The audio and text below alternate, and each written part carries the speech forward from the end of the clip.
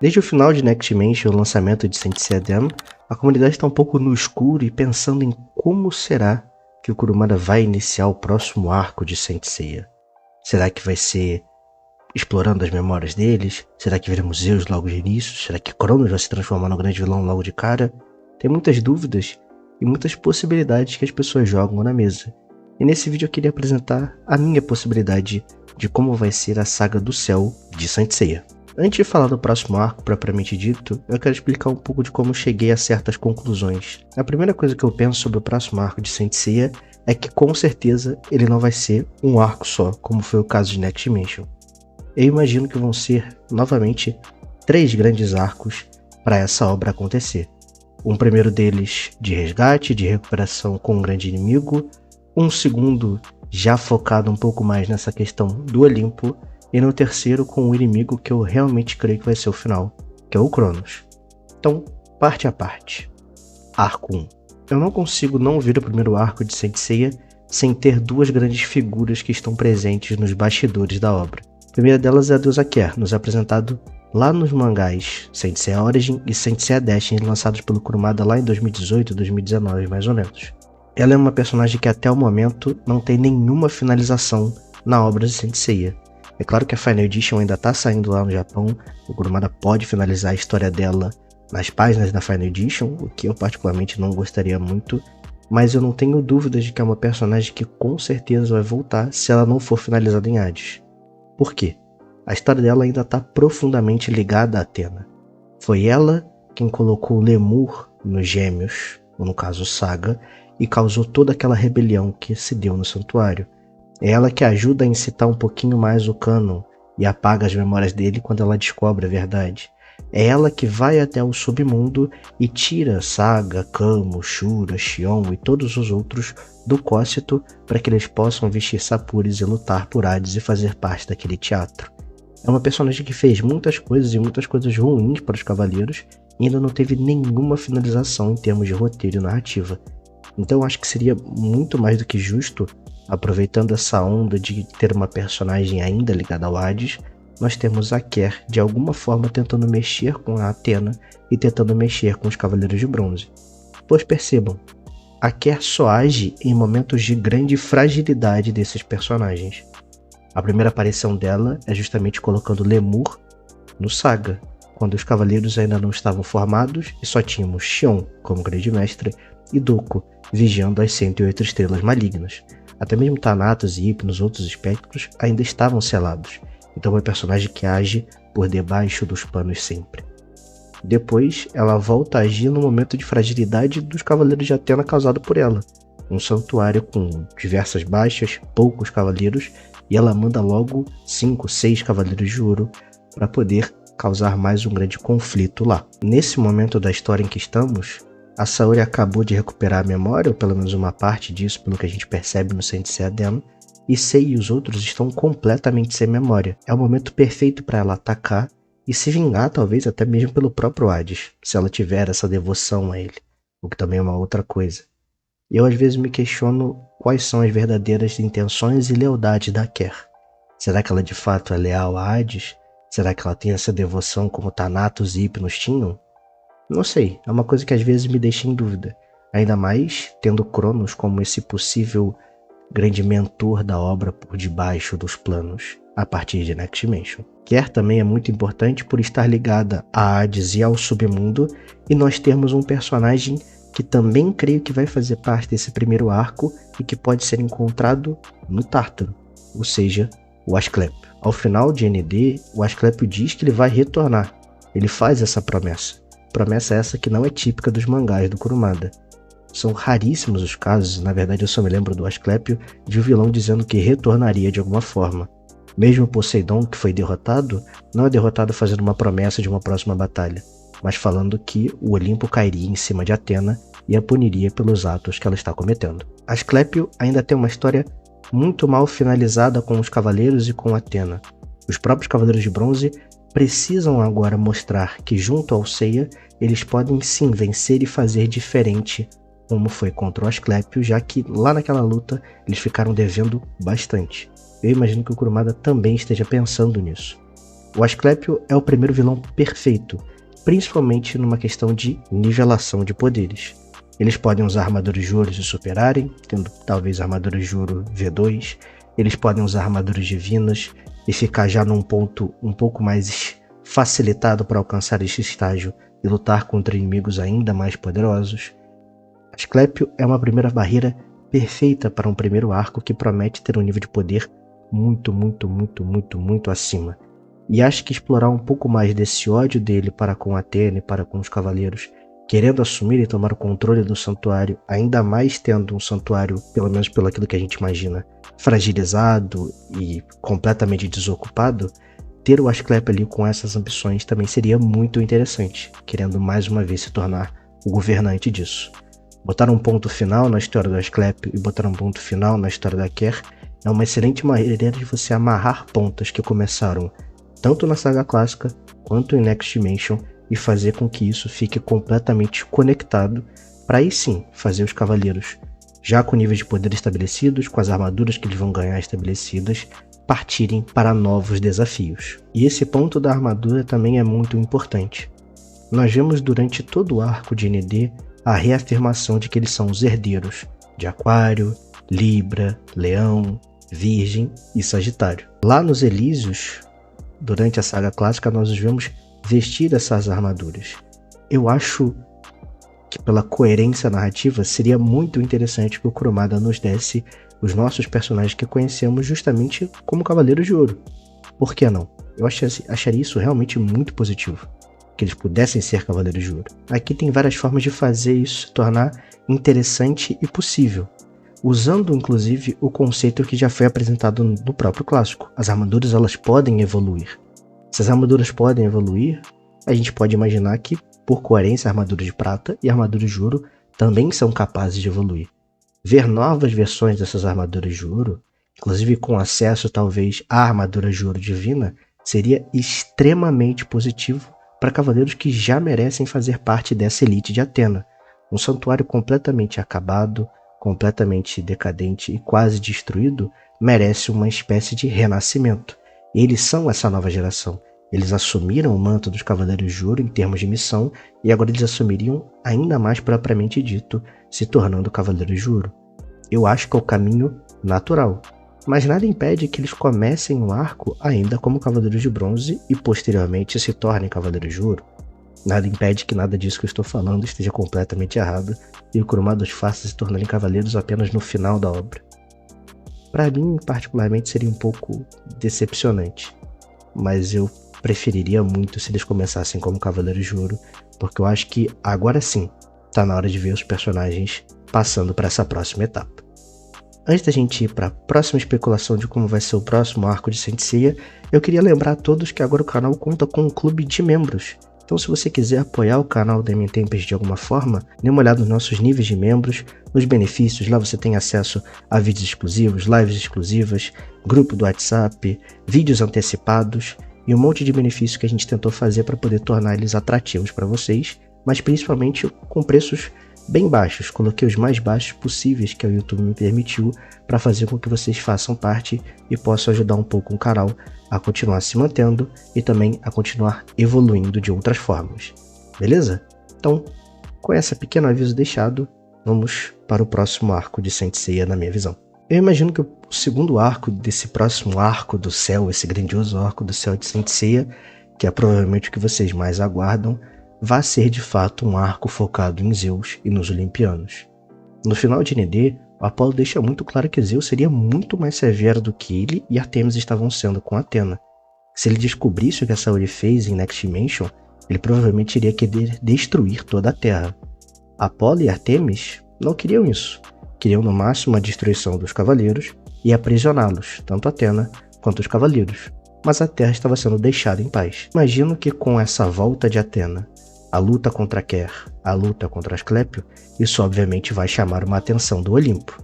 E chamando a atenção do Olimpo, Zeus provavelmente vai ficar sabendo de tudo que rolou em Next Dimension. E com Zeus envolvido, eu imagino que os Olimpianos não vão ter escolha.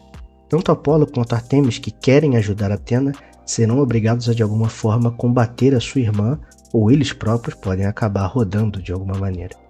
Imagino que outros deuses possam estar envolvidos nessa jogada, e talvez a gente tenha até alguns grandes desejos da franquia aparecendo. Ares é um personagem que eu espero muito que apareça.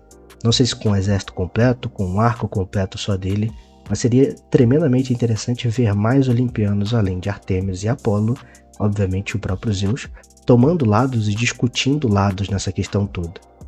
E claro, as 12 casas não podem mais ser defendidas como eram antigamente. Sejam eles como Cavaleiros de Ouro, sejam eles como Cavaleiros de Bronze, não temos gente o suficiente para poder ficar guardando aquele local. E se Zeus e os outros deuses querem destruir a Terra, tal qual Poseidon queria, tal qual Hades queria, eles não podem ficar parados ali. Eles vão ter que sair, eles vão ter que lutar. E aí sim eu imagino que nós vamos ver o Olimpo sendo mais explorado. Em ND a gente tem um pouco da exploração desse local, dessa ambientação. Temos o Lago do Cronos, temos o Templo da Lua, temos um vislumbre do Templo do Apolo também já no final da obra. E já que tudo isso foi explorado de alguma forma, eu acho que a gente com certeza vai ver a exploração dos templos desses outros deuses. No mínimo, um vislumbre e algum aprofundamento em outros. Eu acho muito improvável que a gente tenha os 12 olimpianos sendo completamente explorados, tendo exércitos, aparecendo em guerras. Eu não acho que vai ser um conflito dessa proporção como as pessoas querem e imaginam. Cavaleiros nunca foi de ter conflitos dessa magnitude. E o Kurumada muito menos possui tempo para fazer algo justamente dessa magnitude. Então, eu acredito que vai ser uma coisa em escala menor, talvez focada num conflito um pouco mais familiar, envolvendo os irmãos de Atena e o pai dela, que é o Zeus, e ali parte desses exércitos, que percebam, são elites muito pequenas. Nós temos ali os 4 anjos do Apolo, o Toma fazia parte, agora não faz mais. As satélites de Artemis parece ser um grupo muito pequeno, muito reduzido. Eu imagino também que se tivermos anjos dos Zeus, ou qualquer coisa, né, soldados celestiais dele, o que for, também vai ser um grupo muito pequeno, o que vai caber justamente no confronto contra os Cavaleiros de Bronze, que agora fazem parte dessa pequena elite de uma deusa. Não me surpreenderia, inclusive, se durante esse arco a gente tivesse a participação dos Cavaleiros de Bronze secundários de alguma forma, também ajudando contra personagens mais minions, por assim dizer. Um exemplo disso são aquelas satélites com orelhinhas de coelhinho que aparecem no Templo da Lua. São soldados mais rasos, de nível mais baixo. Eles poderiam ajudar dessa forma e poder fazer parte desse conflito. Acho que seria muito interessante e daria uma valorização a esses personagens que são extremamente jogados de lado e muito escanteados por parte do enredo e do Kurumada. Por algumas razões óbvias, é claro, mas agora você pode encaixar eles um pouco melhor, pelo menos na minha opinião. Uma coisa que eu inclusive esqueci de comentar é sobre a perda de memória dos personagens.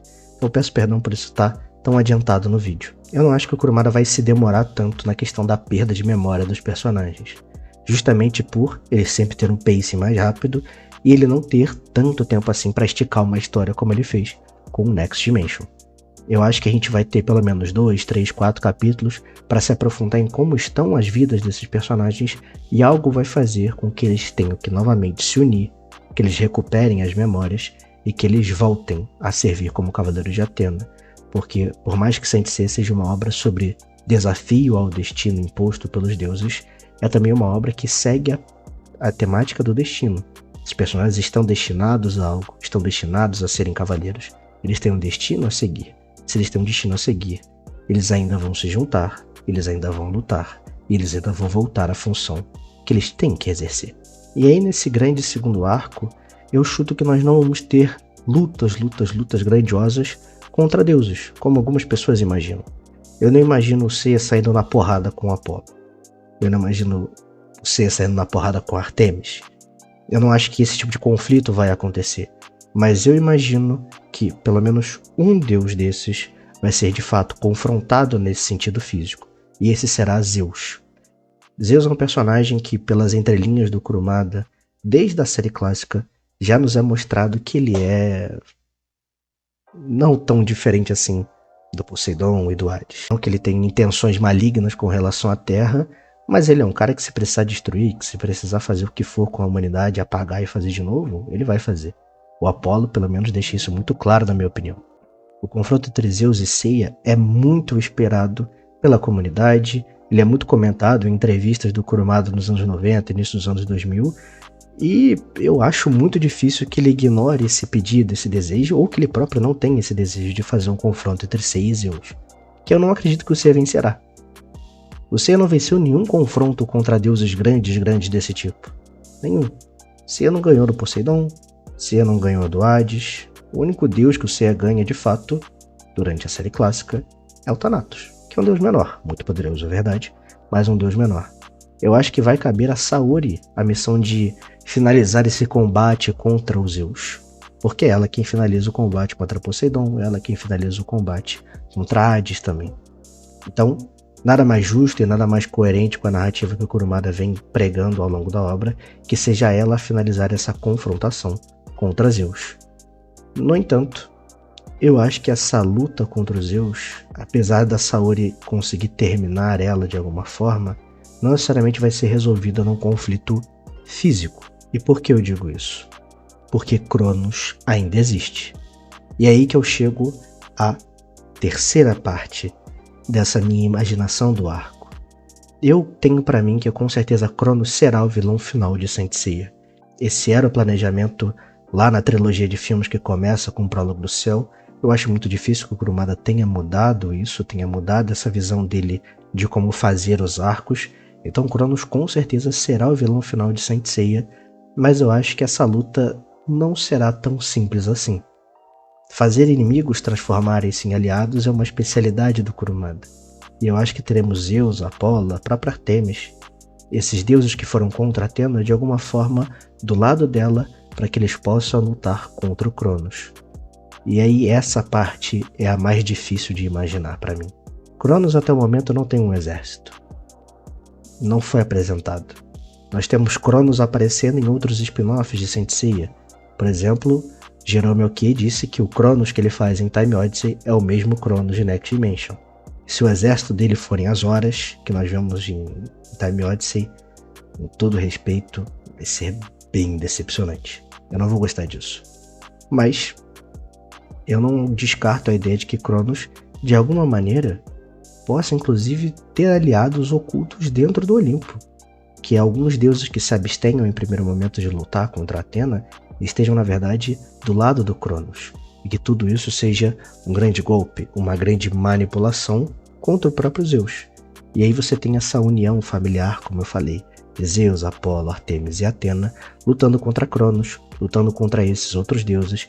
E aí sim, os Cavaleiros de Bronze evoluindo ainda mais de poder, passando por um patamar inimaginável, muito incrível e muito além disso do que é normal para um humano, e ajudando nessa luta final. Eu imagino que esse terceiro arco, por assim dizer, vai ser bem curto, vai consistir em batalhas, em algo bem mais direto, em resoluções e pequenas amarras na trama, para termos esse último inimigo final e esses combates que vão decidir o destino do mundo. Pelo menos é isso que eu gostaria. Se eu fosse falar de duração, eu acho que o primeiro arco vai ter uma duração ali, talvez média, por assim dizer, uns 30, 40 capítulos para esse primeiro arco, para um confronto contra Ker e contra Asclépio ao mesmo tempo. Esse segundo arco vai ser maior, mais grandioso, e acho que ele precisa ser mais grandioso, talvez 60, 70 capítulos de alguma forma. E aí, esse último arco, esse último pedaço de Cavaleiros, eu chuto ali de 20 a 30 capítulos para a gente poder finalizar, ter as lutas e ter todas as resoluções. Eu já falei algumas vezes o meu final perfeito de Saint Seiya. E mais uma vez eu acho que eu vou falar um pouco dele aqui.